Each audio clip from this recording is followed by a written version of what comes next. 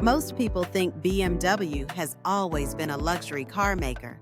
But what if I told you the company was born out of war, unreliable engines, and a founder who was pushed out of his own company? BMW didn't start with cars at all. It started with aircraft engines and nearly failed before it even had a name.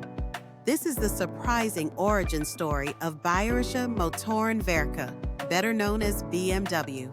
Let's rewind to the early 1900s. Carl Friedrich Rapp was a mechanical engineer from southwestern Germany. Ambitious, talented, and fascinated by engines, he landed a job at Daimler Motorengesellschaft, a company that would eventually help form Mercedes-Benz. But Rapp didn't want to just work for someone else. In 1912, he took a leap and became chief engineer at Flugwerk Deutschland, an aircraft engine company. It didn't last. Poor finances and technical issues led to its collapse.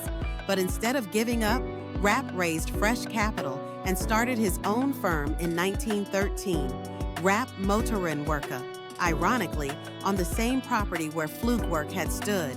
His vision was clear: produce top-tier aircraft engines. And with World War I looming, business took off, literally. By 1915, Rapp's company had over 370 employees. World War I changed everything. Germany's military needed aircraft, and aircraft needed engines.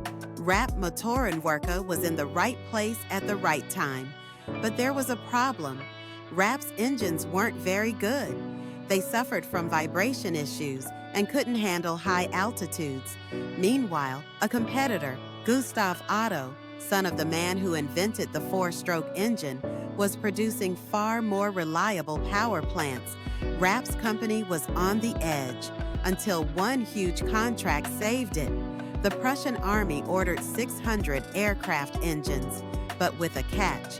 They didn't trust the company's management, so they appointed someone to oversee operations, Franz Josef Popp, a naval engineer from Austria. Popp had a strong technical background and a reputation for getting results.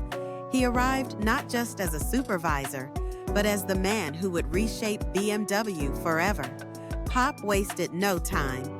He realized Rapp was a brilliant engineer, but not a great leader. The company was disorganized, and production quality was inconsistent. So Popp stepped in, and Rapp stepped out. In 1917, Karl Rapp quietly resigned and later moved to California. And just like that, the man who founded the company was gone. Popp then began restructuring everything, from supply chains to engineering teams. He had a vision for a more disciplined, more powerful company. That same year, he changed the name to Bayerische Motorenwerke, or BMW. The name reflected its Bavarian roots, but the future was wide open. Now, about that logo. A lot of people believe BMW's blue and white emblem represents a spinning aircraft propeller. That's a myth.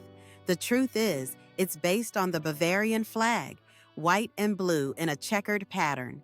It was a smart branding move. Show national pride while distancing the company from its troubled past. Under Popp's leadership, BMW refined its engine technology. The war ended in 1918, and aircraft production was banned in Germany. So BMW pivoted. They started building motorcycle engines and later complete motorcycles. By the 1920s, BMW was earning a name for quality engineering on land, not just in the air. So what happened to Karl Rapp? He faded into obscurity, far from the empire he helped create. But his ambition, risk-taking, and technical vision laid the foundation. Without him, there would be no BMW. As for the company, it kept evolving, from motorcycles to cars, from post-war recovery to global luxury status. BMW became synonymous with performance, engineering, and precision. Today, when you see that BMW badge, you're looking at more than a car. You're looking at a story of failure, reinvention, and strategic leadership. BMW's rise wasn't inevitable. It took one man to build it, another to save it, and a world war to shape it. Sometimes the world's greatest brands don't begin with success.